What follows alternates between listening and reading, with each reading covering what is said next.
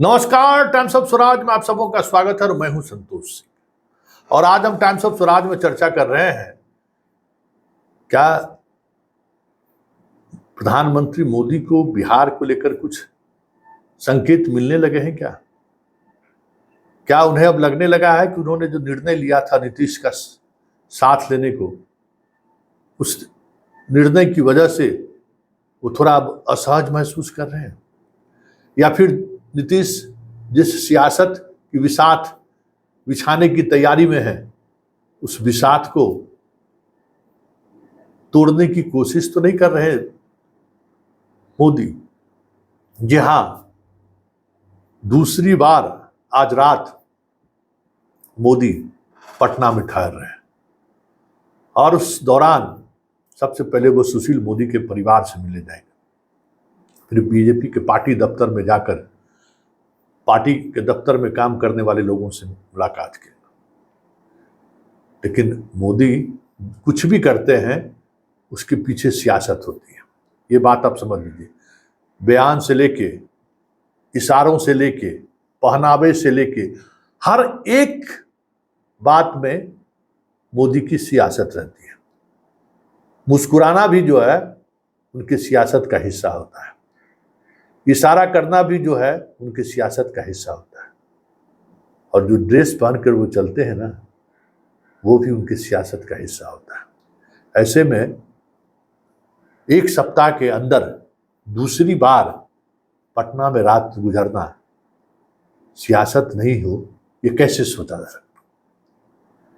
क्या सियासत हो सकता है? इसमें लोग अलग अलग तरीके से कयास लगाए जा रहे हैं, लेकिन उन सब से इतर जो सबसे महत्वपूर्ण बात है कि सुशील मोदी को लेकर शाह और नरेंद्र मोदी की जो भूमिका रही है, या यूं कहें कि सुशील मोदी को लेकर जिस तरीके का रोल रहा है इनका, उससे कहीं न कहीं बिहार का एक बड़ा तबका, खास करके व्यापारी, खासे नाराज। भले ही सुशील मोदी मारवाड़ी हो, लेकिन बिहार के जितने व्यापारी हैं, किसी भी जाति के वो व्यापारी, वो मोदी से बहुत सहज रहते थे और मोदी भी उनका उतना ही ख्याल रखते थे हर दौर में, चाहे वो जंगल राज का दौर हो, चाहे आज का दौर। उनसे एक अलग तरीके का नेटवर्क उनका था, जिसके सहारे वो एक दूसरे के बीच संवाद बनाए रखते थे। और जिस तरीके से सुशील मोदी के साथ अमित शाह और मोदी का व्यवहार रहा, वो व्यवहार कहीं न कहीं उस वोटर को असहज कर रखा है। और यही वजह है कि लगातार मोदी बिहार में रात्रि विश्राम भी कर रहे हैं और अमित शाह अपने आप को बनिया भी कह रहे हैं। कल भी उन्होंने कहा कि बेतिया में मैं बनिया हूं।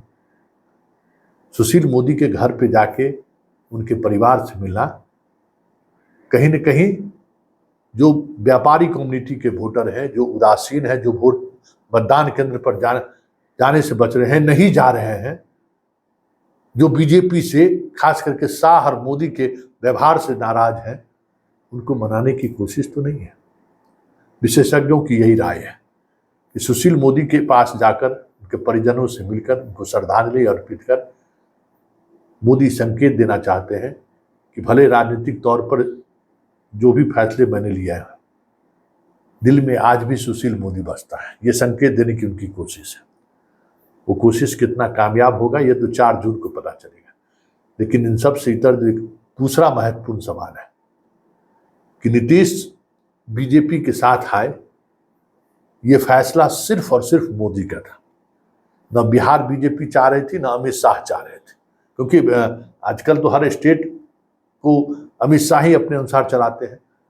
तो स्टेट यूनिट भी और अमित शाह भी नहीं चाह रहे थे कि नीतीश आए।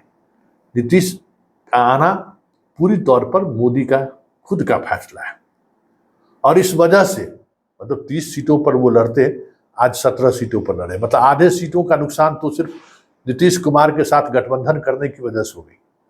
और उस 30 में उन्हें अब ये तर्क दिया जा रहा है कि कम से कम हम लोग 25 सीट तो जीत ही लेते। तो सीधे तौर पे 8 सीटों का नुकसान सिर्फ गठबंधन में की वजह से हो गया। और इससे ज्यादा उम्मीद वो दूसरे राज्यों से अभी भी नहीं हो रहा है कि वहां हम अपने सीटों की संख्या बढ़ा सके। और इस बीच जो बिहार में खेला होना शुरू हुआ है, इस तरीके से चिराग पासवान को लेकर जदयू के वोटर समर्थक अपने तरीके से सियासत साधने लगे हैं।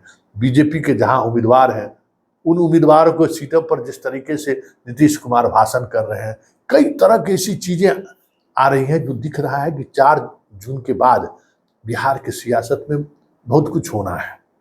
क्योंकि नीतीश का वोटर अब खुलकर ये कहने लगा है कि नीतीश अभी जिस मानसिक हालात में है उसके लिए बीजेपी ही जिम्मेवार है। और इतना ही नहीं, जब तक मोदी कमजोर नहीं होंगे तब तक नीतीश मजबूत नहीं होगा। तो ये जो सोच है ना, ये सोच कहीं न कहीं बीजेपी को नुकसान पहुंचा रहा है। और इन 17 सीटों पर इस बात को लेकर चीजें चल रही है और इसका आभास मोदी को है। ऐसे में 4 जून के बाद क्या स्थिति हो सकती है, क्या क्या जाना चाहिए, किस स्तर पर सोचना चाहिए, ये तमाम चीजें मोदी खुद एक बार बिहार के कमान में लेकर करने की रणनीति बना रहे हैं। क्योंकि मोदी का 2 दिनों तक रात्रि विश्राम संकेत है कि बिहार के मामले में शाह की दखलंदाजी उन्हें स्वीकार नहीं है। शाह भी एक दिन रात गुजारने वाले थे, लेकिन उनका कार्यक्रम रद्द हो गया। मतलब नीतीश को लेकर जो भी ख्याल स्टेट बीजेपी या सेंट्रल बीजेपी के शाह के हों, मोदी फिलहाल नीतीश को छोड़ते हुए दिखते नहीं है। रोड शो में भी साथ लाना, भले कमल का फूल उनको थमा दिए हो, लेकिन वो सारी चीजें ऐसी हैं इनके सहारे नीतीश को के बीच संवाद को बनाए रखना चाहते हैं। ऐसे में ये चर्चा जोरों पर है कि लोकसभा चुनाव में कुछ न कुछ ऐसी चीजें हैं जिस वजह से नीतीश जैसे साथियों की जरूरत मोदी को महसूस हो रहा है, या कहीं न कहीं महसूस हो रहा है। इसलिए नीतीश से रिश्ता और घना मजबूत हो, इसकी कोशिश तो नहीं हो रही है मोदी के द्वारा।